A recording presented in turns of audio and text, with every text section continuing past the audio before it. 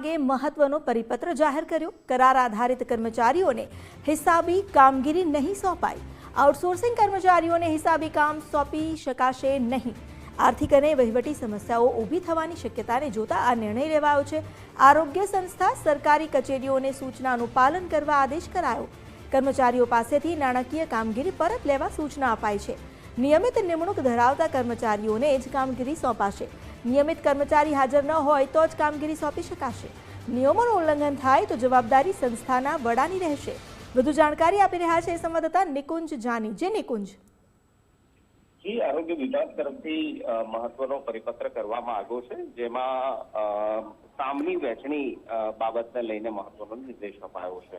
મહત્વનું છે કે આઉટસોર્સિંગ અથવા તો 11 માસના કરાર આધારિત જે કર્મચારીઓ છે તેમને નાણાકીય અને હિસાબી કામગીરી ન સોંપવાનો નિર્ણય જે છે તે આરોગ્ય વિભાગ તરફથી લેવામાં આવ્યો છે। સરકારનો એ પ્રકારનો તર્ક છે કે આ પ્રકારની કામગીરી સોંપવાથી આર્થિક અને વહીવટી સમસ્યાઓ ઊભી થાય છે। ખાસ કરી જે આઉટસોર્સિંગ અથવા તો 11 માસના કરાર આધારિત જે કર્મચારીઓ છે તેમને હિસાબી જવાબદારી ન આપવા માટેનો આ નિર્ણય છે। જ્યાં કર્મચારી પાસે આ પ્રકારની હિસાબી અથવા નાણાકીય કામગીરી કરાવવામાં આવતી હોય ત્યાં કામગીરી પરત લેવા માટેની સૂચના આપવામાં આવી છે અને નિયમિત નિમણૂક ધરાવતા જે કર્મચારીઓ છે તેમને જ હિસાબી અને નાણાકીય કામગીરી સોંપવા માટેનો નિર્દેશ છે।